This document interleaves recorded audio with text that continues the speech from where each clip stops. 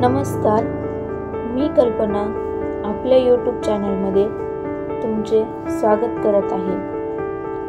आज आपण शिवमहापुराण कथेमध्ये माणसाच्या कर्माप्रमाणे त्याला कोणत्या नरक यातना भोगाव्या लागतात याची माहिती बघणार आहोत। ते बघण्या अगोदर आपल्याला विनंती आहे की तुम्ही आपल्या यूट्यूब चॅनलवर नवीन असाल तर चॅनलला सबस्क्राइब नक्की करा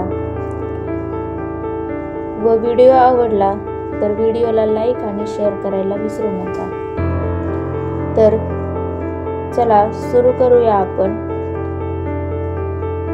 त्यामध्ये नंबर 1, खोट्या शास्त्रांमध्ये हुशार असणाऱ्या मनुष्याला द्विजीव नावाचा नरक प्राप्त होतो।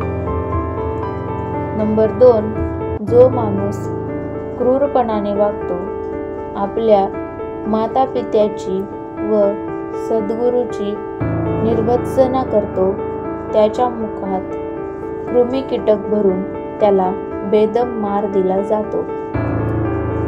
नंबर 3, जो चांगल्या स्थळांची नासधूस करतो, त्याला विविध प्रकारची शिक्षा दिली जाते।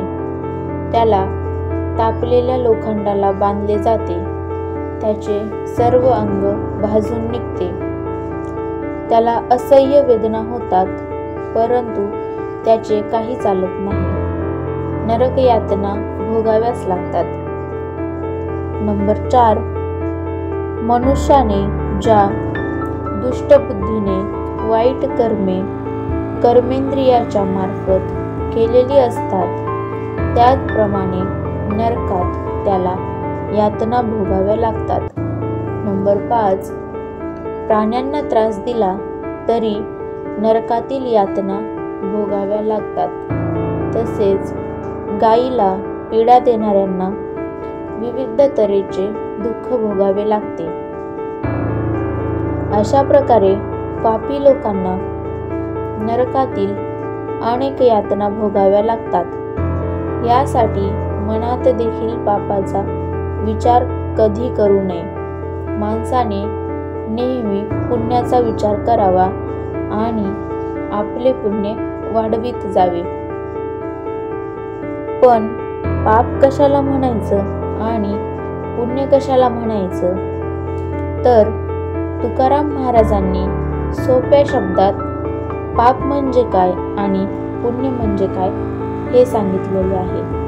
तुकाराम महाराज म्हणतात की पुण्य ते परोपकार, पाप ते परपीडा।